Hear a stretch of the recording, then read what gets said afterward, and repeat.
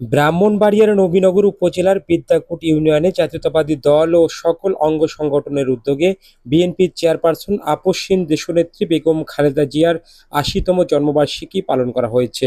ব্রাহ্মণবাড়িয়া থেকে রুবেল মিয়ার পাঠানো ভিডিও তথ্যচিত্রে দেখুন ডেস্ক রিপোর্ট।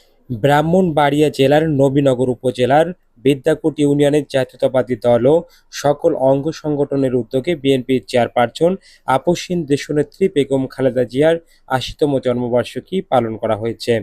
শুক্রবার সন্ধ্যায় বিদ্যাকুট বাজার ক্লাব মার্কেট হলরুমে ইতালি প্রবাসী মিজানুর রহমান ও ছালাহ উদ্দিনের সার্বিক সহযোগিতায় আলোচনা সভা, দোয়া ও মিলাদ মাহফিল অনুষ্ঠিত হয়।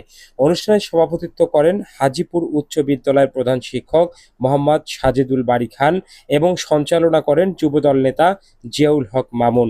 এতে প্রধান অতিথির বক্তব্য রাখেন বিএনপি নেতা অধ্যক্ষ সিরাজুল ইসলাম।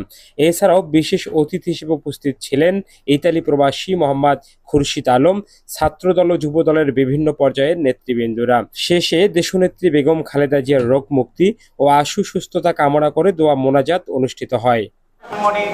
তারুণ্যের অহংকার দল জিন্দাবাদ।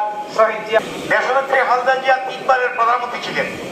আপনারা দেখেছেন এই হায়না সরকার, আওয়ামী লীগ সরকার ওনার বাড়িটা ভেঙে ফেলেছে, বন্ধুদের ঘুরে দিয়েছে। তারপর উনি হার মানেন নাই। ওনাকে বলা হয়েছে জেলে নিয়ে যে আপনি বিদেশ চলে যান। না, আমি দেশ ছেড়ে চলে যাবো না। উনি যাই নাই। ওনাকে চিকিৎসার জন্য শেষ আল্লাহ তাআলা ওনাকে সুস্থ রেখেছেন। ওনাকে বিদেশি চিকিৎসার জন্য দেয়, কিন্তু এরপর এই দেশের মানুষের জন্য, এই 18 কোটি মানুষের জন্য উনি করে আছেন।